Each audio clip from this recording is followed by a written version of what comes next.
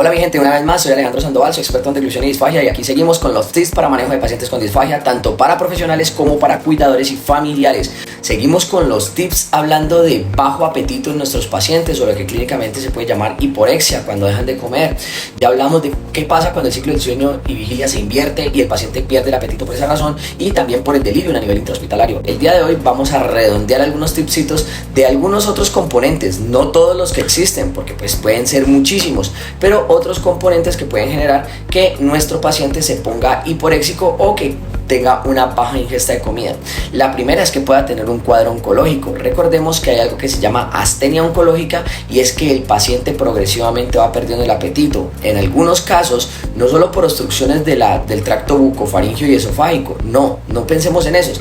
También los pacientes que no tienen ninguna afección a nivel del sistema nervioso central ni de su tracto bucofaríngeo y esofágico, también pueden presentar problemas para comer porque la astenia oncológica los lleva a que no quieran comer. La comida puede cambiar de sabor, les empieza a saber la comida como a metal, como a cobre, y esto genera de que ellos no quieran consumir la comida. En otros casos, las náuseas continuas y las arcadas solo con la presencia de los alimentos puede generar que ellos se nos pongan hiporéxicos, ¿listo? O que nos bajen el consumo de ingesta de alimentos. Por otra parte, lo que podemos hacer con estos pacientes es que para que ellos puedan consumirse las proteínas que muchas veces se les mandan, prepárenles helados.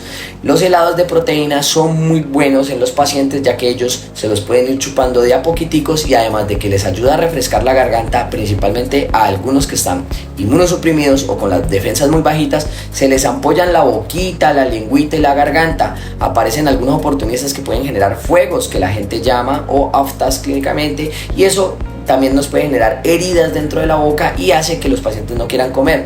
Muchas veces les mandan suplementos que no se los toman porque les suelen generar arcadas. Una buena estrategia es generar heladitos con esas proteínas para que ellos los coman chupaditos. ¿Listo? Por otra parte, disfrazarle algunos alimentos. Por ejemplo, el pollito desmechado o alguna carnita desmechada que es proteína, se la pueden disfrazar con algunas vinagretas para que el sabor a cobre y en otras condiciones, sabores desagradables que suelen sentir ellos, se disfracen con sabores de vinagretas dulcecitos. ¿Listo? Bueno, eso por una parte. Por otra parte, los pacientes que no son oncológicos, también algunos pacientes pueden presentar baja ingesta de comida cuando presentan otros cuadros, como por ejemplo estar constipado o estar estreñido. Estos pacientes sienten una sensación de plenitud y llenura todo el tiempo. Pensemos y pongámonos en sus zapatos. ¿Será que yo estando 2, 3 días, 4 días, 5 días sin hacer del cuerpo voy a estar con hambre?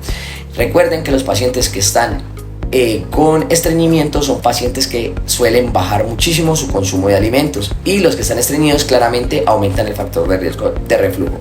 Por otra parte, los pacientes que están con dolores crónicos, también el mismo dolor les genera malestar general y el desidio les dicen no quiero estar comiendo nada. Los pacientes que tienen dolores crónicos son pacientes que suelen dejar de comer.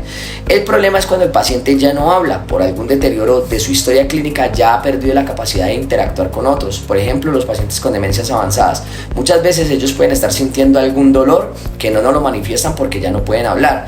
Tenemos que estar muy pendientes de estar revisando las uñitas de los pies, de las manos, revisándole todo el cuerpito todo el tiempo cuando los bañamos, porque solo una infección de una uñita, que un dientecito se les esté picando y se les esté colocando en mal estado, una otitis, todo eso puede generar que el paciente o entre en delirium o que por el mismo dolor no quiera comer.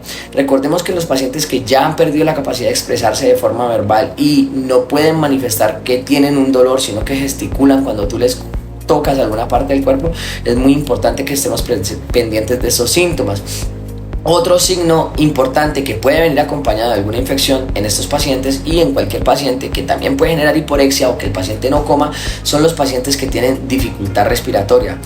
Esos pacientes que están todo el tiempo con oxígeno, que están con esas balas de oxígeno dándoles por máscara o por Venturi o con máscaras de no reinhalación todo el tiempo recibiendo oxígeno, estos pacientes se les reseca mucho la mucosa de la garganta y suelen dejar de comer, prefieren estar pidiendo líquidos todo el tiempo, claro, se sienten resecos y todo el tiempo prefieren estar humectando su garganta. Tengamos en cuenta eso.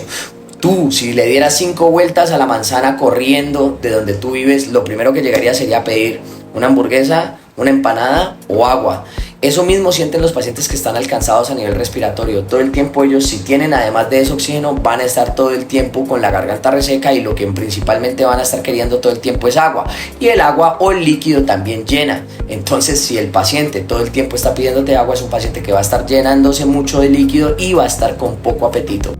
Importante resaltar también que los pacientes que tienen polifarmacia o que reciben demasiados medicamentos, esos pacientes también pueden estar consumiendo un exceso de fármacos que los lleven a estados de conciencia muy deprimidos, o que estos medicamentos interactúen entre sí y uno de esos efectos secundarios sea la baja ingesta de comida. Pero ese es un tema grandísimo que tocar, que a mí me gusta siempre que lo evalúe el geriatra. Por ejemplo, en los pacientes los pacientes adultos mayores, los geriatras evalúan muy bien, y los médicos de familia evalúan muy bien esta condición de si el paciente está sobresaturado de medicamentos, y suelen corregir este tema con un análisis bien profundo. Espero que estos tipsitos te estén ayudando. No confundas, si eres un profesional de la salud, la hiporexia por muchas causas con disfagia, y si eres un familiar de paciente con disfagia, tienes que estar muy pendiente de estos tipsitos que te venimos dando para que los profesionales que acompañan a tu familiar no se vayan a confundir, y tú no te dejes confundir pensando de que tu familiar requiere una sonda para alimentarse cuando en realidad no la necesita, porque sí puede comer, pero no hemos identificado el problema que lo está llevando a una baja ingesta de comida. Soy Alejandro Sandoval, tu experto en deglución y disfagia. Espero que estos tipsitos te estén ayudando un montón. Si eres profesional de la salud, cuidador o familiar de un paciente con disfagia, nos vemos pronto. Chao, chao.